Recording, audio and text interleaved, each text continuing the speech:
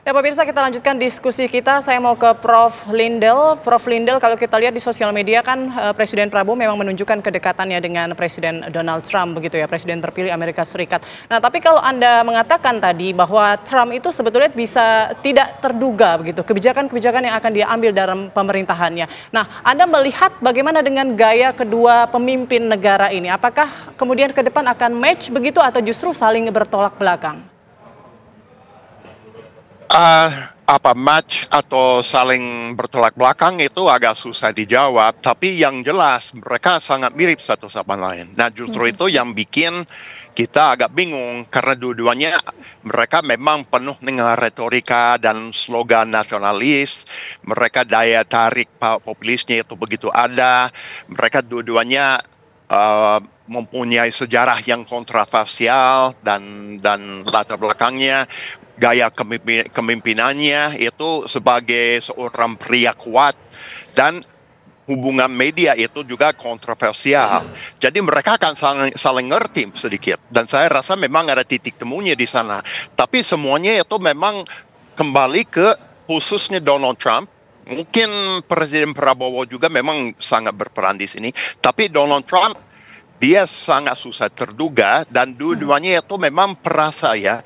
Jadi kalau ada yang menyinggung yang lainnya atau apa, itu bisa sangat susah diduga dan hal yang sekecil itu pun meskipun ini memang di tingkat internasional itu sangat bisa berarti antara dua orang, berarti bahwa memang itu bisa mengganggu hubungan antara Amerika dan Indonesia, apalagi memang ini khususnya mengenai ekonominya, tapi ekonominya itu untuk masuk ke Amerika dengan Donald Trump sepertinya ini akan sangat sulit. Oke, baik, kita menuju ke Prof. Freddy. Prof. Freddy, kalau tadi kan Prof. Lindel sempat menyampaikan ya soal eskalasi konflik di Laut Cina Selatan, tapi kita fokus soal selain Laut Cina Selatan, ini kan yang dibahas dalam pertemuan antara Presiden Joe Biden dan juga Prabowo Subianto adalah soal konflik di Timur Tengah. Nah, bagaimana dengan eskalasi konflik di Timur Tengah pasca pertemuan keduanya ini?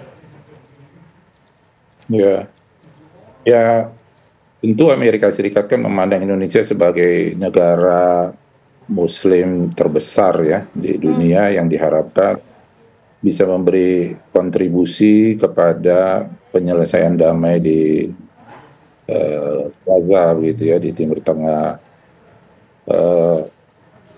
Itu sih masuk di akal gitu. Tapi menurut saya sih kalau pendekatan Muslim or non Muslim, saya pikir udah terbukti kurang efektif. Karena dunia Islam jadi tidak seluruhnya juga bersatu dalam satu barisan yang sama misalnya. Jadi menurut saya butuh pemikiran yang lebih tajam begitu ya dengan persoalan yang ada di Gaza. Misalnya yang paling ya pendekatan kemanusiaan mungkin itu lebih perlu dipikirkan daripada pendekatannya lebih kepada pendekatan agama, etnik, sebagainya begitu ya. Sehingga di situ terasa Indonesia bisa memainkan peranan juga yang lebih besar lagi ketimbang memainkan kartu agama atau Muslim begitu ya. Saya pikir itu juga dibutuhkan dari Indonesia, meskipun Indonesia dalam hal ini kan punya kelemahan kalau bicara dengan Israel kita nggak punya hubungan diplomatik begitu. Jadi agak perlu juga Indonesia di situ kan bermain dengan pihak yang lain sebagai bridge untuk mendekati pihak Israel misal begitu ya. Jadi itu yang saya bilang pendekatan diplomatik yang lebih brilian lagi. Gitu artinya ya. Bisa berpengaruh ya pertemuan ini dengan konflik Timur Tengah, terutama Gaza. Pertemuan dengan Amerika Serikat. Betul. Ya, yang saya bisa katakan seperti yang disampaikan Profesor Linde tadi, jadi artinya kita lebih melihat kepada karakter seorang Trump nanti ini. Trump ini menurut saya kan masuk garis keras ini ya. Garis keras, konservatif dari Partai Republik. Make America Great Again. Jadi dalam banyak hal kalau main di sektor militer mungkin dia bisa bermain lebih lebih keras, tapi di bidang ekonomi dia udah melihat bagaimana Amerika Serikat harus bisa lebih luas bermanuver begitu ya. Nah, menurut saya sih itu dua hal yang Amerika harus bisa menata secara lebih wise gitu ya. Amerika kan sekarang secara ekonomi dia agak berantakan akibat rising China ini ya. Dia yang masih bisa diharapkan kan dia bisa mendapatkan revenue atau income itu justru dari industri militer. Baik, Prof. Freddy. Nah, itu yang perlu dipikirkan. Baik. Oke, saya mau beralih ke Prof. Lindel. Prof. Lindel, kita tahu ya posisi Indonesia dan Amerika. Indonesia mendorong kemerdekaan Palestina, Amerika saat ini mendukung Israel. Nah, kita tahu juga bahwa sebelum bertemu dengan Prabowo, Presiden Biden ini bertemu dengan Presiden Israel untuk mendorong membuka jalur kemanusiaan. Baru setelah itu kemudian mengangkat isu soal Gaza ini kepada Presiden Prabowo Subianto. Apakah Anda memaknai ini bahwa Biden sebetulnya ingin juga meminta kerjasama ataupun juga bantuan dari Presiden Indonesia dalam hal ini sebagai penengah dalam perdamaian antara sengketa yang saat ini terjadi di Israel dan juga Palestina?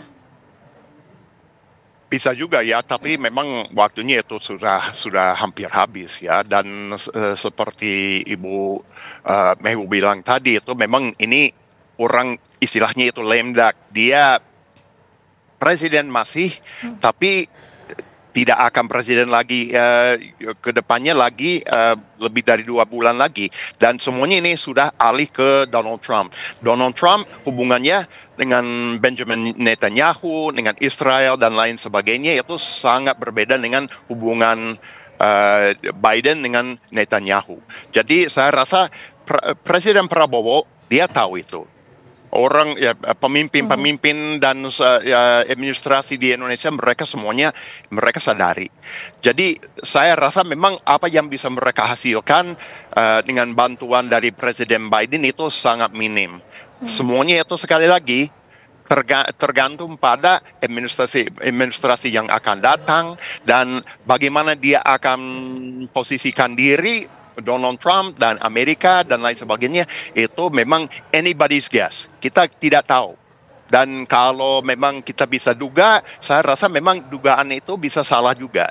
Jadi kita harus lihat ke depannya dan Presiden Prabowo dan Indonesia memang harus sangat-sangat fleksibel. Tapi bisa berperan di sana sebagai negara yang terbesar Islam di dunia. Tapi seperti Pak Freddy bilang, tidak semuanya memang berbaris yang sama dalam dunia itu juga ya. Jadi Arab Saudi dan lain sebagainya mereka tidak senang sama Iran, jadi ini semuanya memang moving. Ya, baik. Artinya ada peran strategis Indonesia di mata dunia. Sekali lagi terima kasih banyak untuk Prof. Lindel, kemudian Bu Mehu dan juga Prof. Freddy atas waktunya sudah bergabung bersama kami. Sehat selalu.